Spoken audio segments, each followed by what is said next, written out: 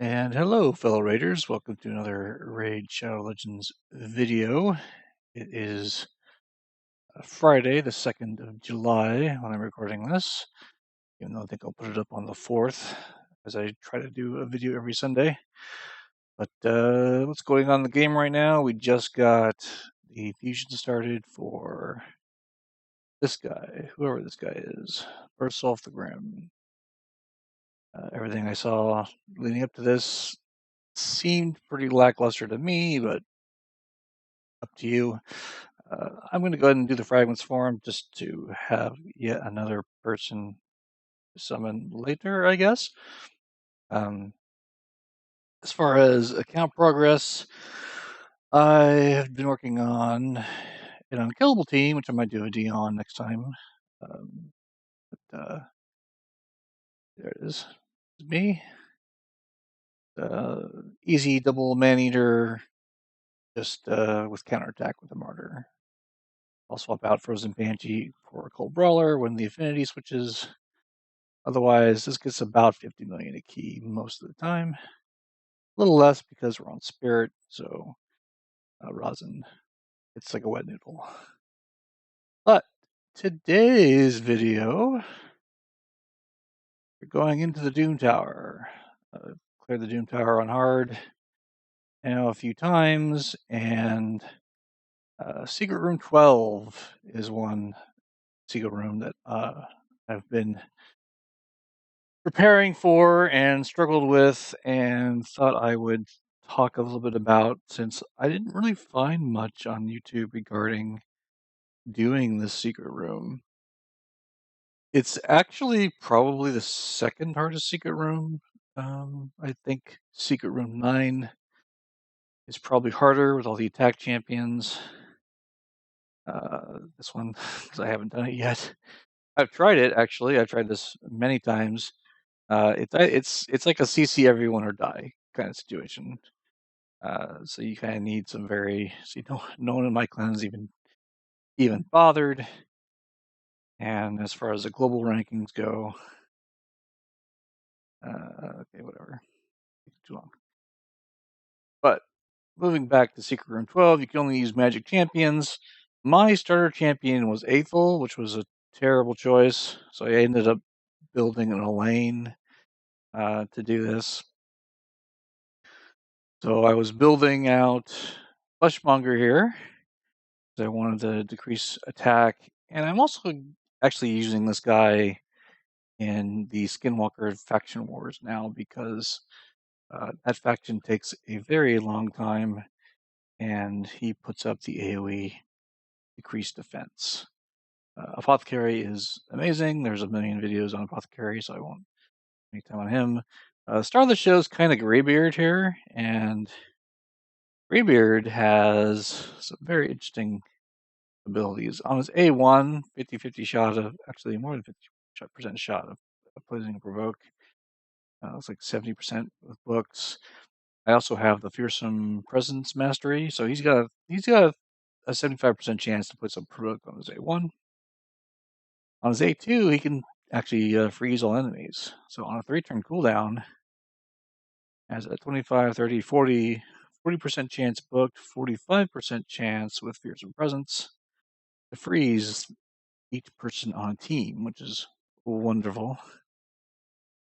And this is not so great. I booked it anyway, just in case. Put the shield and a counterattack buff on himself.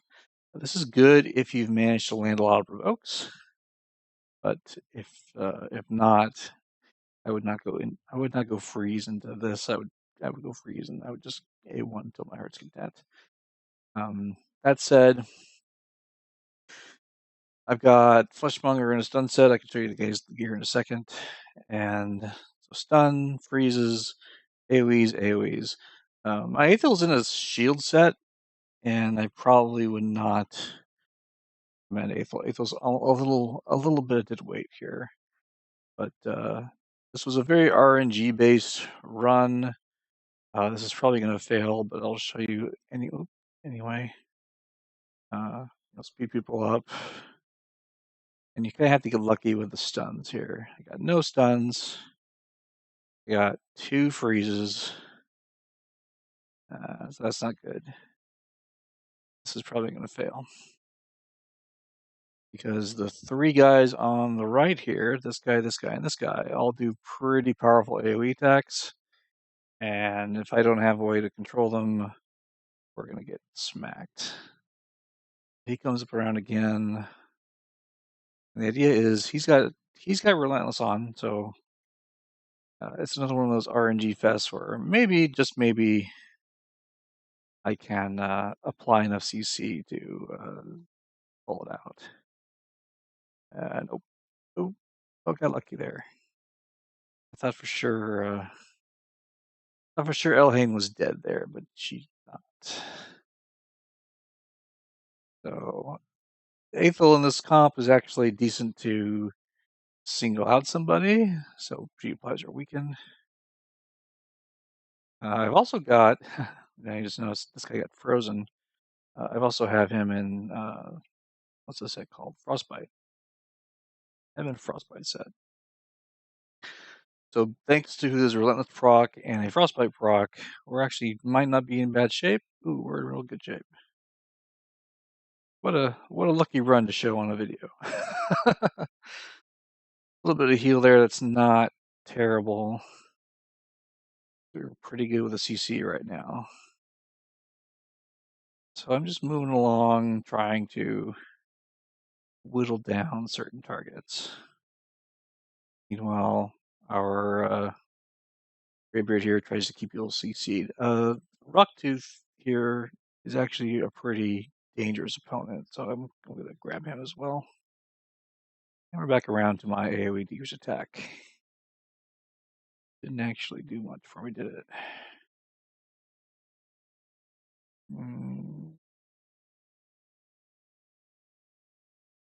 Isn't looking great. Still your... Oh, I couldn't get him. So even the support guy here hits pretty hard. This is unfortunate. So that is recoverable over time, but it's got to be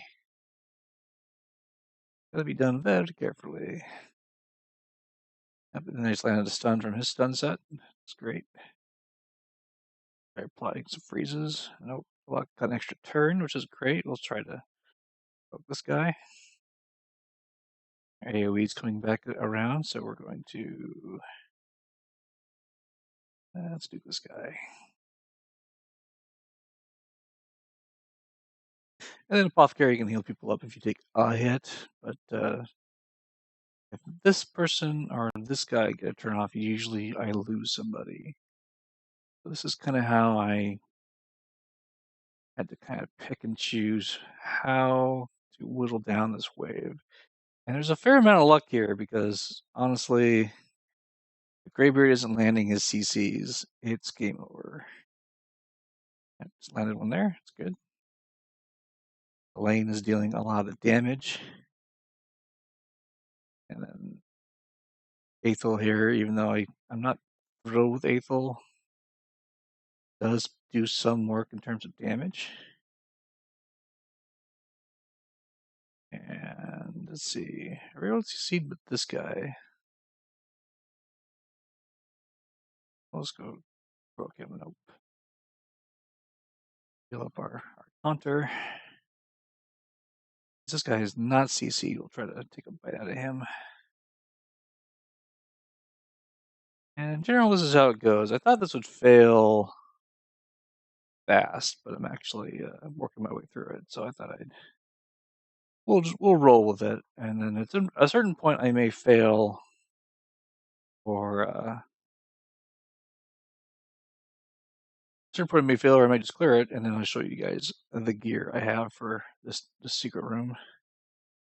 Which in theory might be the hardest secret room, or like I said, second hardest secret room. It could be the hardest because it's secret room 12, but like I said, secret room 9 tends to be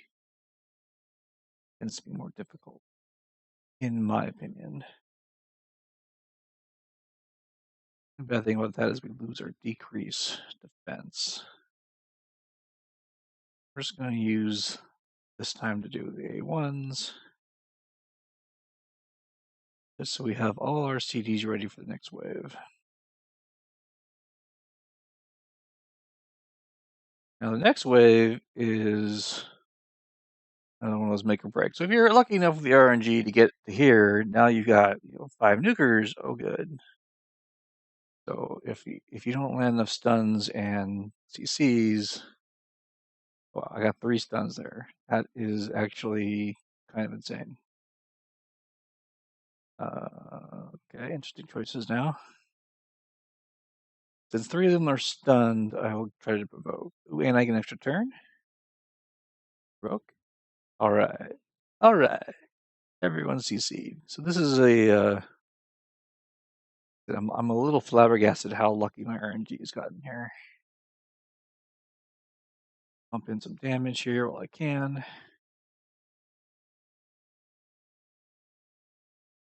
Now my CC is starting to wear off. I'll try to reapply it. I think Elaine's a little more dangerous than Gallic, so I'll see if I get a stun there. Nope, no stun. That's okay. Let's see, where can I get some damage here? Most people are debuffed, so we'll just do a big nuke. All right. All right, so now we need to hope for some freezes, because now no one is CC'd. Ooh, 1 freeze. That's not good. If these guys start to get their damage off, we are in trouble. Okay, who can we CC? Let's try CCing you. Okay. Yep, that's what those. Like I said, Gallic can hit us once. I think it's fine. Or oh, we're gonna die now. Losing the lane was probably game over, but yeah, we'll give it a try here. You need some healing. Lucky stun. No. Yeah, we're done. All right, so they got away from us in terms of CC, but that's just kind of how this runs here. So we'll go and back out of this. So like I said, a bit of an RNG fest. And it took me multiple tries to get through it, but it can work. As far as teams go, I'm the only one in my clan who's done this, which is a little surprising because I am not the strongest player in my clan. As far as global rankings go, a lot of the same champions. So Fleshmonger, Elaine, this guy's using an Aethel in his lead team. I think he's just kind of blasting. So some of these are not realistic teams if you're just looking to get through it. More realistic, I would say, would be using Judge or Banshee. I actually really like the idea of Banshee. Banshee has multiple AoE A1s, so you throw her in a sunset and off you go. And that's who I would probably choose to replace Aethel in this comp. I would take Aethel out and I would use Banshee in a sunset. That means I would be bringing 2 sunsets to the party. But I don't have a Banshee available right now, but that is who I would recommend if you are looking to get past the secret room. Ray one also does a decreased defense, so in case your Fleshmonger isn't landing his decreased defense, you can get another one from her, maybe. She also has a chance to remove 1 random buff, which is kind of not a big deal, but her A3 is actually pretty good for locking out skills. So that actually might come in real handy. If you're about to take a hit, you can, like I just did there, instead of taking that big AoE hit they do, lock out the skill and take an A1 hit instead. As far as gear I am using on these champions, let's go ahead and have a look. I'm using a stun set on Fleshmonger. He's pretty fast. He's going 213 speed. I didn't really build him for crit or crit damage, but he's got it. So I went with crit rate gloves because why not? I think it's a great amulet. It is. These aren't maxed because I'm not trying to invest too much into these secret rooms. They seem to be a lot more expensive than they're worth. Just the cost reward ratio, I think, is way off. And then, so that's how he shapes out. Aethel again is in a shield set. This is actually a pretty good shield set. I think the gloves are probably great gloves. I wouldn't use those in a normal shield set, but I'm just trying to get a little extra damage out of Aethel. I have not. Oh, I just using HP amulet just to pump the shields. But like I said, Aethel I think is replaceable in this comp. Elaine actually has some pretty solid damage gear. Mostly solid. I need to do that neck all the way up. But she's just an assortment of pieces. Only Fatal's the only matching set she has. A little under 4K attack, max crit rate, 75 crit damage. So she's my nuker. Star of the show is kind of Graybeard, and I showed you him earlier. He's in combination of Relentless and Frostbite. So I'm kind of really milking that fearsome presence and mastery. He is all protection. He is all about keeping everyone alive, landing, provoke. He will suck up the damage of the first hit, which is important because if they do get free, that's probably how he survived that one AoE hit you saw on the first wave. And then just some accuracy and meter control and buff extension. Actually, there's no good choice here. These two masteries don't do anything. And then Apothecary is just fast. Actually, use Apothecary to clear Doom Tower hard, 120. So he's a resisty. He's a resisty Apothecary. He's fast, so he's got a little bit of speed, a little bit of resist, kind of a some random pair of boots, but they have high resistance on them, so that's why they're there. And that's it. That's the team. Well, here's masteries for Fleshmonger. I just went up to War Master, and I went to these two just to get the Terminator control and keep his debuffs going. Aethel and Elaine are built fairly similar. Actually, this is an old clan boss build I had when I used to run Aethel and clan boss. And then she just has kind of standard nuking masteries. Ready to get a reset, try to protect herself. About it. But these are the guys I used for Secret Room 12. Hopefully this helps you build a team if you are struggling with that room like I was. The only adjustment I would make here would be the Banshee swap. And that's it. Anyway, hopefully you have success on that secret room if you are on it. And good luck and happy raiding. See you next time.